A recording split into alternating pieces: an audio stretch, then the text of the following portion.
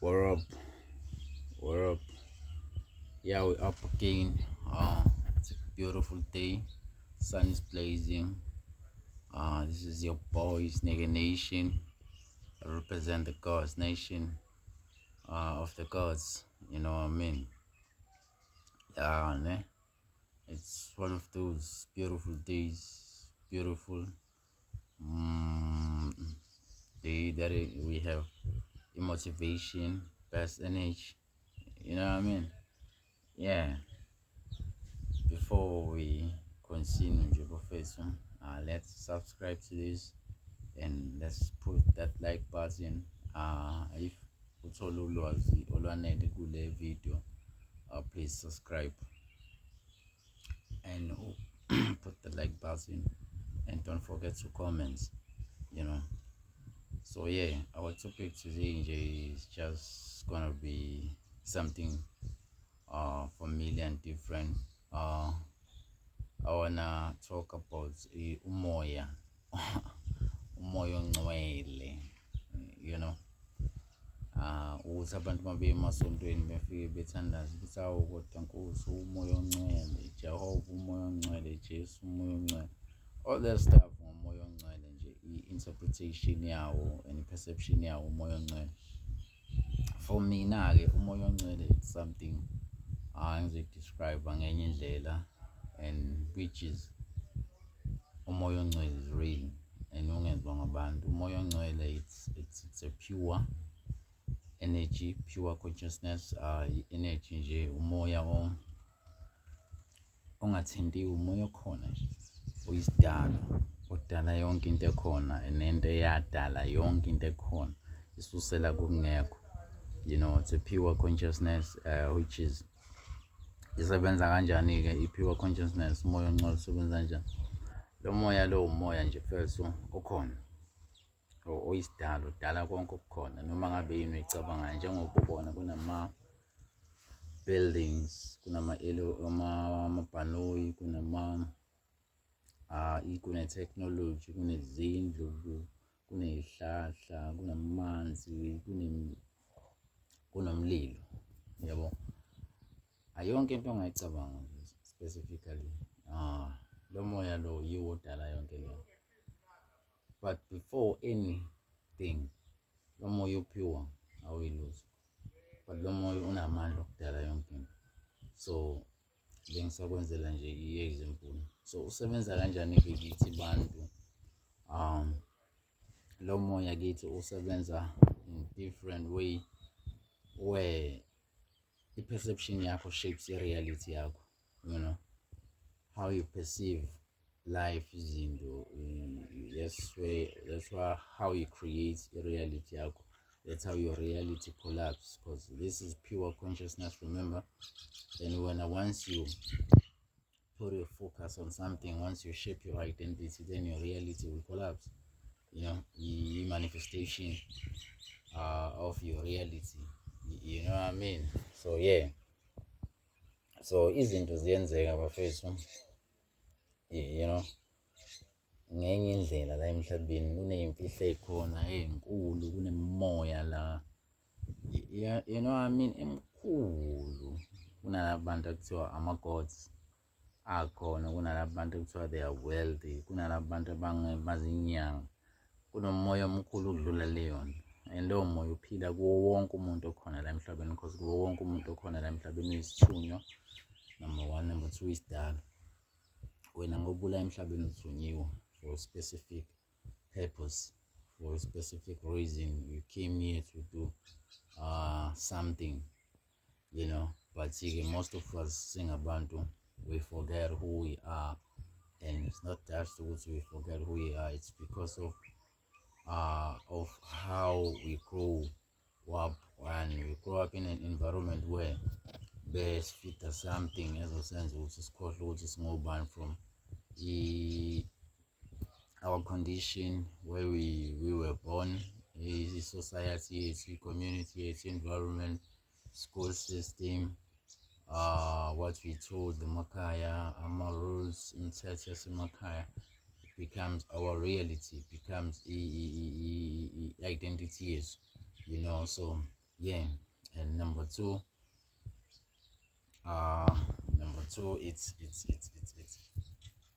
it's how we are becoming thina singabantu.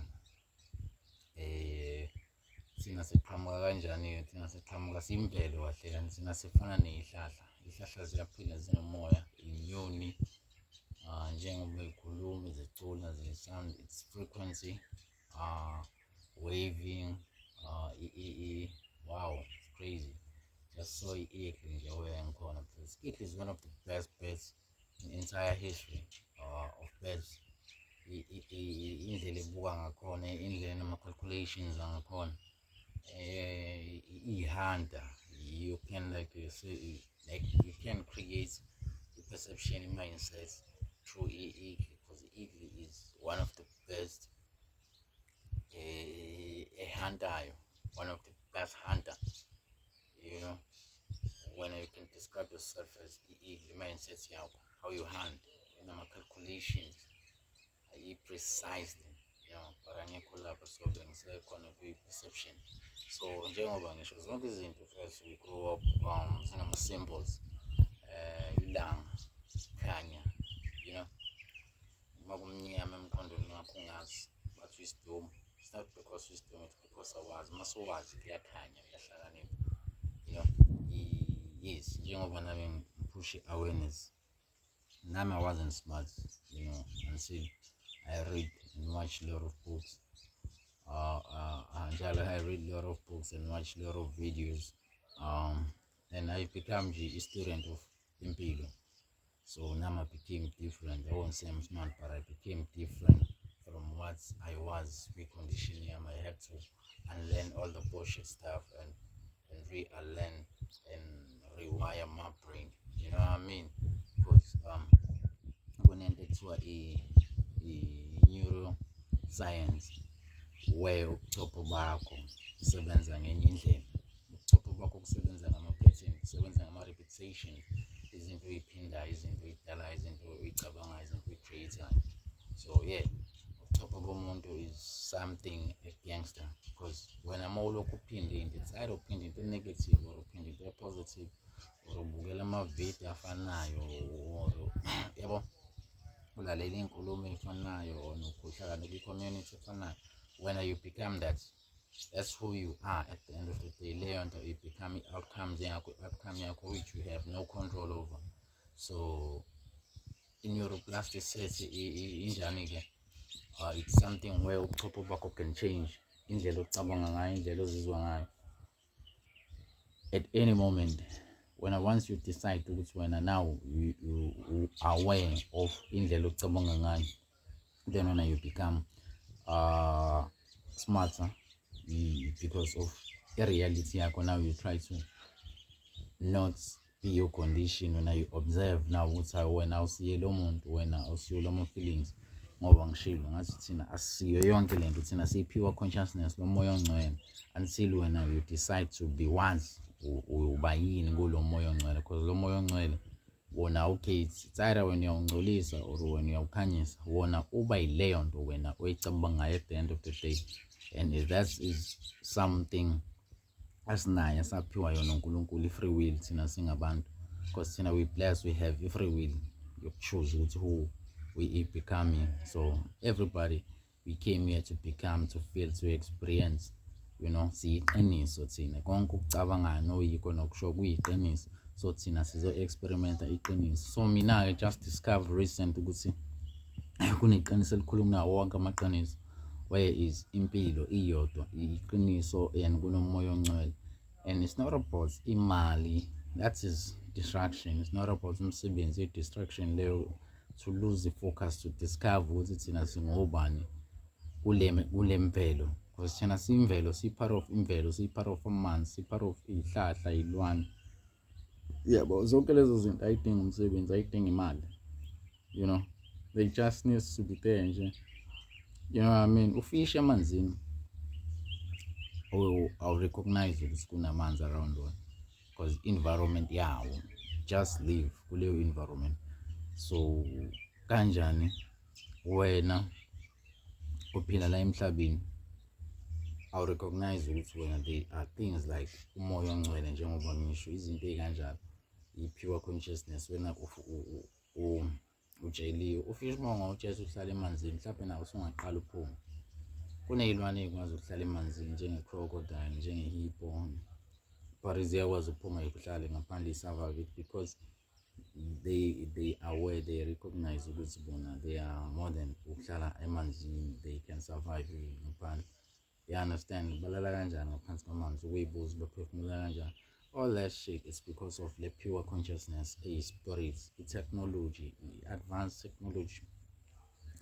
Onke lama superheroes owabonayo ka-TV, o-Spider-Man, no-Batman, kunabantu kudala bake baphila abangama-African, black skin, like these brown skin people, umfana nawo, abake baba nalama superpowers, lama powers ama-Dragon Balls, eshandisileyo shawugogo kanje, inyamalala evuka komunye umhlaba, abantu bake ileyo nto ya-invent abantu abamnyama, babeyazi abantu abamnyama, iyo leyo nto yayisenza ukuthi before we came here ku-planet Earth, we travel kuma-multi-dimensions, kuma-multiverse, kumanye ama-planets, besikhona kudala kuleyo ma-planets,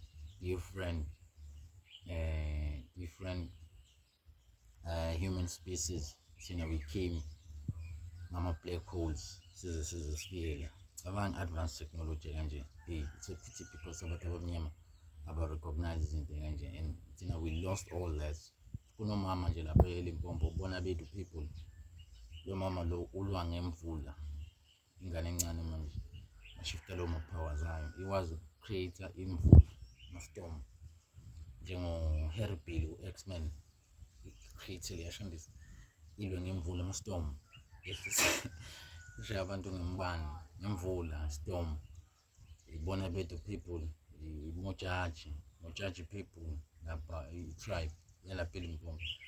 South Africa kunamuntu wakwaphila I forgot his name, ngapha ko-Uganda something like DRC Congo, wake bethi bambulala engafa imvula, bambulala evula, bamkhipha ngisho inhliziyo at some point, but wavuka ephile ngenanhliziyo, bamchuba into pieces, wavuka still. So there is a lot else. Kunabantu abamnyama babhalwe ngisho eBhayibhelini abake bahamba phezu kwamanzi. Leyo nto is reality, yayenzeka abantu abamnyama, hhayi abelungu. Abantu abamnyama have been connected ne-universe, bemanipulate le energy engikutshela ngayo, le energy ye-spirituality, the pure consciousness. We blessed beyond belief, we just not human beings, we trapped in this body. You understand? We're not this body, bro. We're not this body. We're something bigger than this body. You understand? Njengokukhula kwalenjebe nje ukucontrol, ukukhula ukuphefumula kwakho ukucontrol, ukudigesta kwakho ukudla ukucontrol. You understand? But we wanna to control impilo. No, we don't control impilo. We just observe what's kwenzakalanga singobani. Yabo? When we experiment the universe, and when we are experiment on that experiment, wena uyisifundo sempilo, and when we afunda ngaleso sifundo saleyo nto leyensuke iyenzeka, because everything becomes a teacher. Yonke into izokufundisa, you grow. Abantu let's say uthandane nomuntu wamthanda, nahlukana wakubetray, wena don't be attached to that. So wena bezokufundisa something lowo muntu lo, so wena masukhulile futhi wena you are not in the same frequency with that person. Your frequency doesn't resonate with that person anymore. You understand? So we become we like shapeshifters. We shift identity, because we have identity are more than billions. When identity are more than billions. When I see umuntu yedwa, when you change your form, you change your perception, you become different, but in the same body. Actually, the universe is something different, bro. So we have to try to upgrade the perception here, to try to look beyond the identity we perceive ourselves as. When you're not someone of weeks and nje ihamba usebenza evuke elala ntambama repeat the same cycle. Or when you something else, when you create, or when you can create more than any other shit. Angazi ukuthi what you create, what you here for specific. I know my purpose now. I came here to discover this pure consciousness. And now, saying it only, and for going forward, the mechanism manje is to try to maneuver and try to discover what can that pure consciousness can do for me. Because now I'm lucky because I've grabbed it, I've felt it, emotionally, spiritually, physically. The experience is something that I've been through it, and it's remarkable how it feels. It's remarkable how it gives the experience. Sometimes people can think it's something that it's easy, bro. At some point, I went like insane. I even lost my mind because of the energy. My again is different. I had to become something that I was not. I'm not normal anymore. Sometimes I'm lost in my own mind, in my own thinking, because reality now, it's something that is not the same. I see things abantu abangayiboni, ngibona izinto nje. Kwi-community ngibone nje i-energy yomuntu uthi sacexele, lo muntu lo has i-bad energy, lo muntu has i-energy enjani. Ekusele lo muntu uneyilwane, lo muntu yabo, ngiyawazi manje u-experiment everything. It's not like everything, but izinto ebengayiboni e-universe discover iqiniso ebengingaliboni. Ngithi yonke into bengayiboni sonke lesikhathi. It took me time to level up with my energy to be something extraordinary. From being ordinary to extraordinary. So sometimes we have to grow. Recently I just felt pain, pain, dog. Pain physically, emotionally, but little pain, I went through experience where now I'm discovering that pain is my teacher.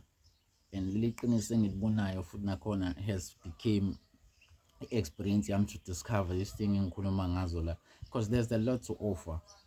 There's a lot to offer about me. So yeah. When we looking for no awareness, you have to first wait all and at the end of the day you're bigger than that. I know dog, I'm a creator, I'm wealthy, I'm a trillionaire, and I'm creating a system which is gonna be here, and I'm a system which gonna last forever, yeah, because I came here with the purpose, I came here with the gods, so it's time for me not to manipulate this energy. Shout out, this is your boy Snake Nation. Don't forget to subscribe, to hit that like button, and don't forget to comment if it's all wisdom. Bekuyilokho nje namhlanje bengifuna ukubring awareness. Shout out to all.